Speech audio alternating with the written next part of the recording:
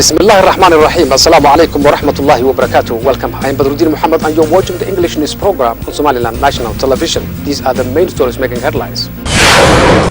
The Somaliland Minister of Energy and Minerals spoke in the mining conference held in South Africa.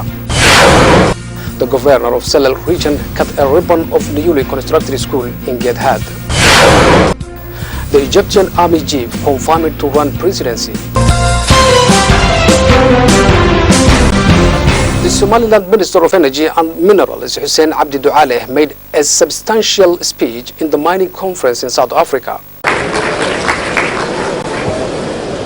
Distinguished delegates, honorable ministers, it's a great pleasure to be with you this afternoon. As Tony mentioned, we're a frontier country. We are a new kid on the block. This is our first appearance at the African Mining Endeavor at the ministerial level. We would like to interest the audience and opportunities exploring Somaliland's mineral potential. The Somaliland Minister of Energy and Minerals, Engineer Hussein Abdi Dualeh, made a substantial speech in the mining conference held in South Africa. The minister spoke about the geographic location which Somaliland is situated, and he stated, Just want to really mention Somaliland, not to be confused with Somalia. As the map shows, Somaliland is situated between Somalia and Ethiopia and Eritrea. We have been independent for 22 years as an democratic government. We're very, very stable, secure, have no conflicts. We are pro-foreign investment government. We have adopted an open door policy towards mining investment. When it comes to above ground risks, we have very low risk. Although one will think any space in the Horn of Africa is not safe, but we devise the general wisdom out there that we have no stability in any part of the Horn of Africa. We're the beacon of stability in the Horn of Africa when it comes to good governance, when it comes to stability, and when it comes to peace, and when it comes to democratic institutions. The Minister of Energy and Minerals of Somaliland, Engineer Hussein Abdi Dualeh, also clarified the stability and the security in Somaliland.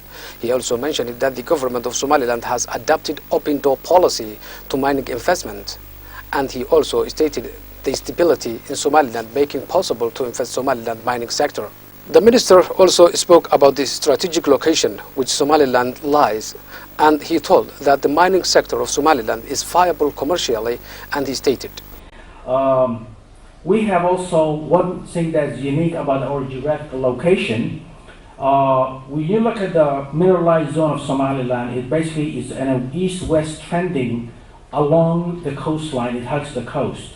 So if you have a mineral deposit, which we do have mineral deposits, and you exploit it, it's very, very easy to take it to market. The logistics of moving ore from such a close area to deep ports like the Port of Berbera, it's definitely much less costlier than really getting a fantastic deposit in the middle of the continent, which is going to cost you a lot more money to get out to market. So that is really a huge advantage that we have, which will really make even small mining deposits commercially viable because of the logistics of moving it to market. He displayed and presented with a chart showing the potential minerals in Somaliland, and he stated, The Somaliland basement, it consists mainly of high-grade Proterozoic metamorphics, pegmatites, and granitoids, which is considered to be the northeastern branch of the Mozambique belt. We also sit on the Nubian trend that people in minerals and mining are very familiar with, that hosts a lot of minerals in countries such as Eritrea, Egypt, and Sudan.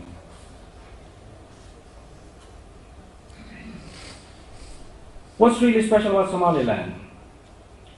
Geology of Somalia records a very long history. It contains rocks of many productive time periods on Earth, including crystalline rocks of Precambrian age. We have the greenstone belt, which is potential for significant gold deposits. Late tectonic uplift and erosion have exposed deeply buried mineral deposits, caused dispersions of metals in streams and rivers, created diversity of mineral deposits at different levels of Somaliland earth crust. The crystalline basement of Somaliland outcrops in an east-west orientation strip that runs parallel to the escarpment of the Gulf of Aden. I wish I can just show you the big projects that was happening in Gabon, but like I said, we don't really have such big projects happening in Somaliland in the mining sector. We have really fairly done well on moving forward with the hydrocarbon side of the business. We have now at least 4 oil and gas, international oil and gas companies operating in Somaliland, and that is just my area of experience. And right now, we stand to really basically, hopefully, do seismic this year and maybe, start drilling next year and join the producing countries in Africa as far as oil and gas. The reason we're here in the African mining in Daba, we just want to really do the same thing we have done for the hydrocarbon sector, for our mineral sector. So it is basically, this is where things are right now in Somaliland. It's basically a green field, like I said. We're not going to try and kind of tell you that we have major mining operations. We don't. The governor of Salal region, Abdirazak Wabari Roble, participated in a ceremony for ribbon cutting of a newly constructed school in Sayla district. The governor of Salal region, Abdirazak Wabari Roble, alongside the deputy governor, cut the ribbon of the newly constructed in Gedhat of Salal region. The ribbon cutting ceremony was participated by the Salal Regional Authority and the other renowned people in the region, the traditional leaders, the executive secretary of Sayla local government, and the members of the Sayla local government also participated in the ceremony. The construction of this new school building have been implemented and funded by the Somaliland Ministry of Education with the collaboration of the Save the Children Fund. At the beginning of the ceremony, the regional coordinator of the Ministry of Education spoke at the event, Abdulaziz Ali Ouais, and he thanked to everyone who take part in the implementation of this newly constructed school. The regional coordinator of the Ministry of Religion also spoke at the event, and also members of the local authority spoke in the event. At the end of the ceremony, the governor of Salal region, Abdirazak Wabari Roble, spoke in the ceremony, and he thanked to the Minister of Education and Higher Studies for her developmental efforts. The director of the Somaliland AIDS Commission participated in a ceremony for a donation to the children living with HIV/AIDS. The Somaliland AIDS Commission and Talawadak organization handed over a food donation to the children living with HIV/AIDS. The ceremony for handing over the food donation was participated by the director of the Somaliland AIDS Commission, Professor Abdi Ali Jama, and the officials of Talawadak local organization. A representative from Life International who provided this donation to Talawadak local organization also participated in the ceremony. The number of children living with HIV/AIDS was 30 children, and donation was comprising food, clothes and sanitation materials. The Talawadak officer spoke in the event, and he elaborated on the significance of this donation for the children living with HIV/AIDS. The director of Somaliland AIDS Commission, Professor Abdi Ali Jama, also welcomed this donation, and he thanked both Talawadak and Life International for their assistance.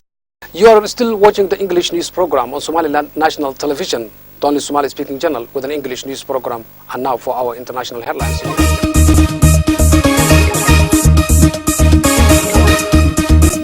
Egypt's military chief, Field Marshal Abdel Fattah al-Sisi, has confirmed his intention to run for president. Egypt's military chief, Field Marshal Abdel Fattah al-Sisi, has confirmed his intention to run for president. The elections are due with the next few months following the approval of the country's newly amended constitution.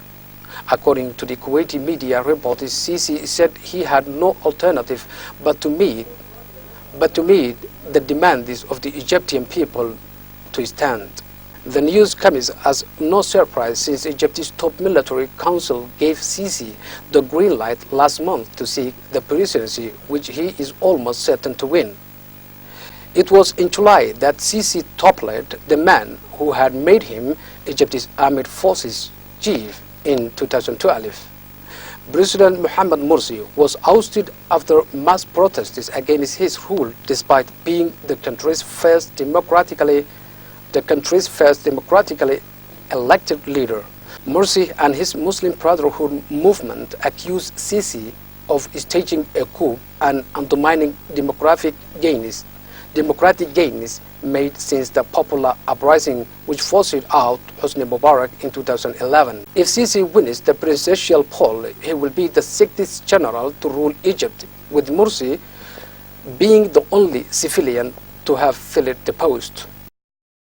Libya has destroyed its chemical weapons, including pumps and artillery shells filled with mustard gas, according to the country's Foreign Affairs Minister, Mohamed Abdelaziz. Libya has destroyed its chemical weapons, including pumps and artillery shells filled with mustard gas, according to the country's Foreign Affairs Minister, Mohamed Abdelaziz. We are very happy that the operation to destroy chemical weapons in Libya was carried out in a professional way and finished without any harm to the environment or the area where the weapons were stored, he confirmed. 10 years ago, under Colonel Gaddafi's rule, Libya signed the Chemical Weapons Convention, committing itself to ridding the country of chemical arms. Director General of the Organization for the Prohibition of Chemical Weapons, OPCW, Ahmed Uzumsu, visited their site in Rwanda, where the weapons were destroyed. He drew comparisons with Syria's program for destroying chemical weapons, calling the Libyan operation a good example of international cooperation now emulated in Syria on a large scale. There are some residuals which remain and Category 2 weapons which remain, and we are confident that they will be destroyed also in due course. Uzumsu added that, I believe this is a significant milestone on the road to Libya becoming entirely free of chemical weapons. That's the end of our news. Until next time, thank you for watching. Assalamu alaikum wa rahmatullahi wa barakatuh.